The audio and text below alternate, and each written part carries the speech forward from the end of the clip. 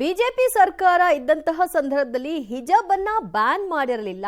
ಬದಲಾಗಿ ಸಮವಸ್ತ್ರ ನಿಯಮವನ್ನು ಕಡ್ಡಾಯಗೊಳಿಸಲಾಗಿತ್ತು ಅಂತ ರಘುಪತಿ ಭಟ್ ಅವರು ಕೂಡ ರಿಯಾಕ್ಟ್ ಮಾಡಿದ್ದಾರೆ.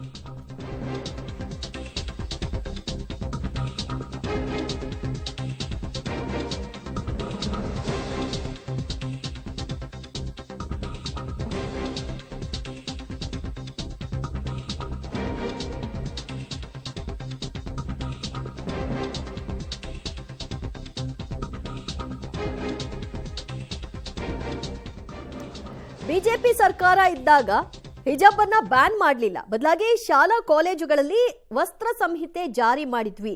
ತರಗತಿಯಲ್ಲಿ ಮಾತ್ರ ಹಿಜಾಬ್ ಬೇಡ ಅನ್ನೋದು ನಮ್ಮ ವಾದವಾಗಿತ್ತು. ಆದರೆ ಸಿದ್ದರಾಮಯ್ಯನವರು ಅಜ್ಞಾನದಿಂದ ಮಾತನಾಡ್ತಾ ಇದ್ದಾರೆ, ವಿಚಾರವನ್ನ ತಿರುಚುವಂತಹ ಕೆಲಸವನ್ನ ಮಾಡ್ತಾ ಇದ್ದಾರೆ.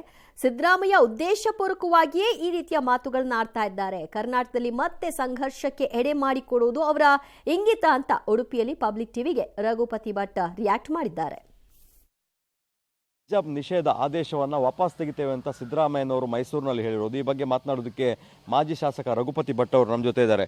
ಸರ್, ನೀವು ಶಾಸಕರಾಗಿದ್ದಾಗಲೇ ಉಡುಪಿಯಲ್ಲಿ ಈ ಥರ ಒಂದು ಹೋರಾಟ ಆಗಿ ಆನಂತರ ಸರ್ಕಾರವೇ ಆದೇಶ ಮಾಡಿದ್ದು ವಸ್ತ್ರ ಸಂಹಿತೆ ಇರಬೇಕು ಅನ್ನುವಂಥದ್ದು. ಈ ಸಿದ್ದರಾಮಯ್ಯನವರ ಹೇಳಿಕೆಗೆ ನಿಮ್ಮ ರಿಯಾಕ್ಷನ್ ಏನು ಅಂತ? ಅಲ್ಲ, ಅವ್ರು ಯಾವುದನ್ನು ಹೇಳಿದ್ದಾರೆ ಅಂತ ಹೇಳುವಂಥದ್ದು ನನಗೆ ಸ್ಪಷ್ಟೀಕರಣ ಇಲ್ಲ. ನಾವೆಲ್ಲಿಯೂ ಹಿಜಾಬನ್ನು ಬ್ಯಾನ್ ಮಾಡಲಿಲ್ಲ, ನಾವು ವಸ್ತ್ರ ಸಂಹಿತೆಯನ್ನು ತಂದದ್ದು. ನಾವು ವಸ್ತ್ರ ಸಂಹಿತೆಯನ್ನೇ ರದ್ದು ಮಾಡ್ತಾರೆ ಅಂತ ಹೇಳ್ತಾ ಇದ್ದಾರಾ ಅಥವಾ ಹಿಜಾಬನ್ನು ವಾಪಸ್ ತರ್ತೇವೆ ಅಂತ ಹೇಳ್ತಾ ಇದ್ದಾರೆ? ನಮ್ಮ ಸರ್ಕಾರ ಇರುವಾಗ ಅಥವಾ ನಮ್ಮ ಗರ್ಲ್ಸ್ PU ಕಾಲೇಜಲ್ಲಿ ನಮ್ಮ ನಿಲುವಿದ್ದದ್ದು ವಸ್ತ್ರ ಸಂಹಿತೆಯನ್ನು ತರ್ತೇವೆ ಅಂತ, ಯೂನಿಫಾರ್ಮ್ ಕೋಡನ್ನು ತರ್ತೇವೆ. ಅಂದರೆ ಎಲ್ಲರೂ ಕ್ಲಾಸ್ ರೂಮಲ್ಲಿ ಸರಿಸಮಾನವಾಗಿ ಕೂತ್ಕೊಳ್ಬೇಕು ಅಂತ. ಈಗ ಅವರ ನಿನ್ನ ಹೇಳಿಕೆಯನ್ನು ನೋಡುವಾಗ ವಾಪಸ್ ಅದೇನು ಯಾವುದೇ ಬಟ್ಟೆ ಯಾವುದು ಹಾಕಬೇಕು ಅಂತಿಲ್ಲ, ಆಹಾರದಲ್ಲಿ ಮಾಡಲಿಕ್ಕಿಲ್ಲ, ನಾವೆಲ್ಲಿಯೂ ಹಿಜಾಬ್ನ ಬಗ್ಗೆ ಮಾಡಬಾರ್ದು ಅಂತ ಹೇಳಲಿಲ್ಲ. ಆವರಣದ ಹೊರಗೆ ಅಥವಾ ಕಾರಿಡಾರ್ನಲ್ಲಿಯೂ ಹಾಕ್ಬೋದು, ಕ್ಲಾಸ್ ರೂಮಲ್ಲಿ ವಸ್ತ್ರ ಸಂಹಿತೆ ಇರಬೇಕು ಅಂತ ಹೇಳಿದಂಥದ್ದು. ಸೊ ಹಾಗಾಗಿ ಸಿದ್ದರಾಮಯ್ಯನವರು ಅವರ ಅಜ್ಞಾನದಿಂದ ಮಾತಾಡ್ತಾರಾ ಅಥವಾ ಉದ್ದೇಶಪೂರ್ವಕವಾಗಿ ಮಾತಾಡ್ತಾರಾ ಗೊತ್ತಿಲ್ಲ.